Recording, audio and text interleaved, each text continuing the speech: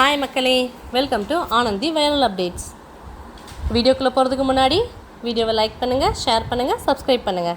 பாண்டியன் வீட்டுக்குள்ளே வராரு. சரவணன் அந்த பர்த்டே பிளாஸ்ட்டை வெடிக்கிறாரு. பாண்டியன் அப்படியே நிமிர்ந்து பார்க்குறாரு, எல்லாத்தையும் முறைக்கிறாரு. 3 மருமகங்களோட முகமும் மாறிடுச்சு. அப்புறம் சரவணனை பார்த்து கேட்குறாரு, டே சரவணா, என்னடா குப்பை பண்ணிகிட்டு இருக்க வீட்டை?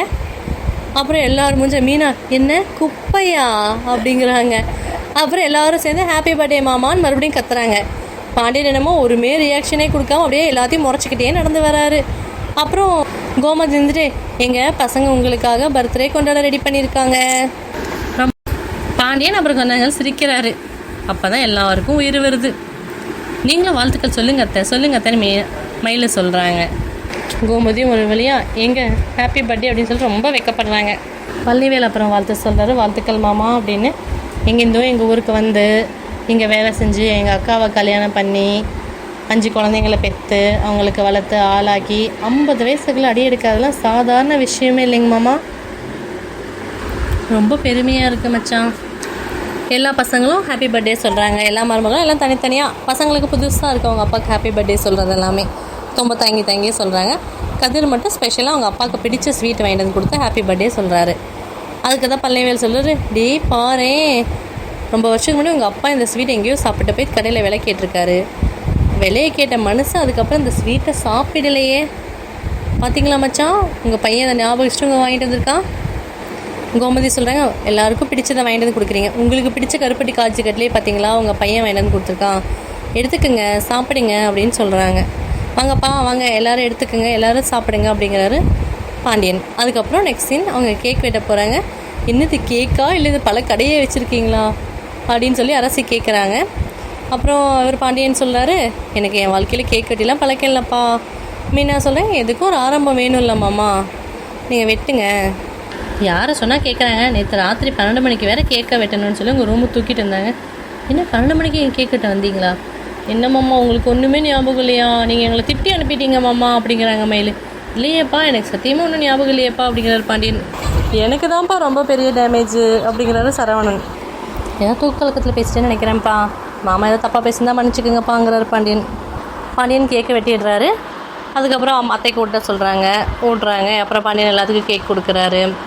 அப்புறம் இவங்க சர்ப்ரைஸாக வச்சுருந்தாங்க இல்லையா அந்த கிஃப்ட், அதை எடுத்துகிட்டு வராங்க 3 பேரும் போய் மாமாவுக்கு அந்த கிஃப்ட்டை கொடுக்குறாங்க.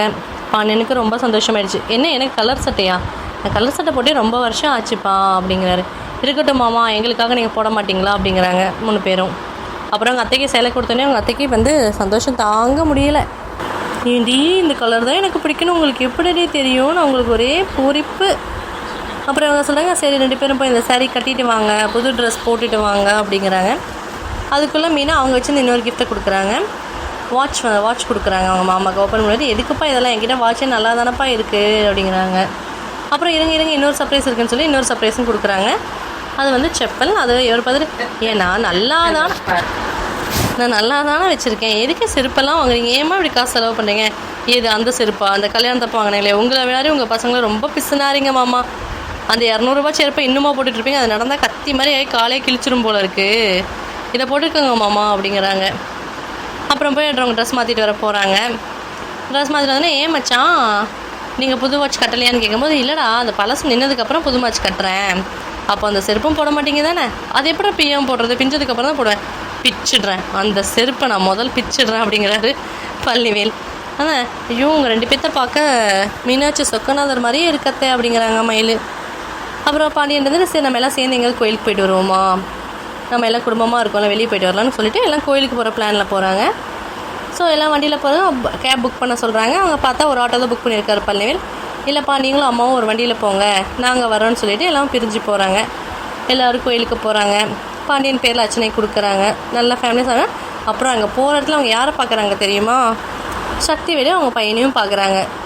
இந்த நல்ல நாளாதமாக இவன் மூஞ்சியில் முடிக்கணுமான்னு சொல்லி திட்டிக்கிட்டே எல்லாம் 2 பேரும் உள்ளே போகிறாங்க. அவர் முறைச்சிட்டே போய் அந்த கோயில் பிரகாரத்தை சுற்றிட்டு உட்காந்துருக்காரு. இவங்க பூஜைக்கெலாம் கொடுத்துட்டு அதுக்கப்புறம் வந்து இவங்களும் சாமி கும்பிட்டு வந்துட்டு பிரகாரத்தை சுற்றிட்டு வர்றாங்க. வர்ற இடத்துல பார்த்து திருப்பியும் சக்தி வேலை அவங்க பையனை உட்காந்துருக்கதை பார்க்குறாங்க. பாண்டியன் சும்மா இல்லாமல் வாங்க எல்லாம் அங்கே போய் உட்காரலாம், அவர் எதிர்க்கவே உட்கார மாதிரி சொல்லுவார். இவர் பழனி இருந்துட்டு, ஏன் மச்சான் இங்கே காற்றே வராது, நம்ம பின்னாடி போய் உட்காருவோமா? ஏன்டா நல்லா தான் காற்று வரும், நம்ம ஏன்டா வேறு இடத்துல போய் உட்காரணும், இங்கேயே உட்காரலாம். அப்புறம் செந்திலும் சொல்கிறாரு, அப்பா இங்கே வேண்டாம் வாங்கப்பா நம்ம பின்னாடி போகலான்னு. ஏன்டா பயந்து பயந்து இப்படி நடுங்குறீங்க, வாங்க இங்கேயே போய் உட்காரலான்னு சொல்லி அவர் போய் சக்திவேலுக்கு எதிர்க்கவே உட்காந்துடுறாரு. அப்புறம் அரசு இருந்து கேட்குறேன், ஃபோட்டோ எடுக்கலாமா, சரி ஃபஸ்ட்டு ஜோடி ஃபோட்டோ எடுக்கலாம், நீங்களும் அம்மாவும் வாங்கப்பா அப்படிங்கிறாங்க. இவங்க ஜோடி ஃபோட்டோ எடுக்கிறாங்க ஃபஸ்ட்டு, அதுக்கப்புறம் ஃபேமிலி ஃபோட்டோஸ் எடுக்கிறாங்க, அப்புறம் தனித்தனியாக எடுத்துக்கிறாங்க. நம்ம வீட்டிலேருந்து ஓடி போன கழுதை நம்ம முன்னாடியே உட்காந்து என்ன பண்ணிட்டு இருப்பாருன்னு சொல்லி சக்திவேலைங்க அவங்க பையனும் பேசிகிட்டு இருக்காங்க. வாங்கப்பா இதெல்லாம் நமக்கு பார்க்கணுன்னு என்ன தலையில் எழுதியிருக்கா, நம்ம போகலாம் வாங்கப்பா, நம்ம எந்திரிச்சு போனால் தான்டா அது அவனுக்கு வெற்றி மாதிரி, நம்ம எந்திரிச்செல்லாம் போகக்கூடாதுடா, பொறுமையாக இருடா, அவன் என்ன தான் பண்ணுவான்னு பார்த்துட்டு தான் போவோமேடா. அவங்க 2 பேரும் ஆனால் ரொம்ப டென்ஷனாக உட்காந்துருக்காங்க, என்னத்துக்கு இப்படி சுற்றிட்டு இருக்கான் அப்படின்னு. அதுக்கப்புறம் இவங்க சரி ஃபோட்டோஸ்லாம் எடுத்ததுக்கப்புறம் கிளம்பலான்னு பாண்டியன் கிளம்புறாரு. அப்போ தான் சக்திவேலுக்கு ஒரு ஐடியா வருது என்ன பண்ணலான்னு.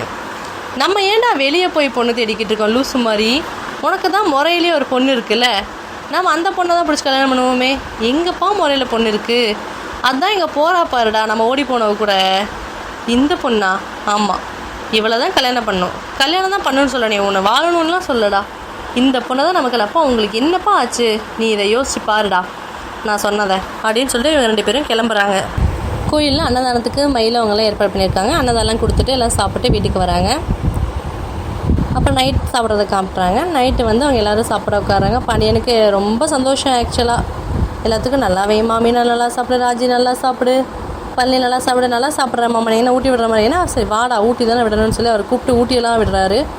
ஒரு பசங்களுக்கு கவனிக்க சொல்கிறாரு, கதிர் மேலே பாசம் பேசுகிறாரு. சாப்பிட்டு முடிச்சுட்டு பாயசம்லாம் குடிக்கிறாங்க. பாயசம் வச்ச கைக்கு தங்க வளையல் தான் போடணுங்கிறாரு. அதை உடனே கோமதின்ட்டு போடுங்க அப்படிங்கிறாங்க. போட்டுடலாம் கோமதி போட்டுடலாம், இது ஒரு பெரிய விஷயமா அப்படின்னு சொல்லி எல்லாம் பேசி சிரிச்சிட்ருக்காங்க. பாண்டியனா ரொம்ப சந்தோஷத்தில் இருக்கார். நம்ம அடுத்த வீடியோவில் சந்திக்கலாம். பாய், தேங்க்ஸ் ஃபார் வாட்சிங்.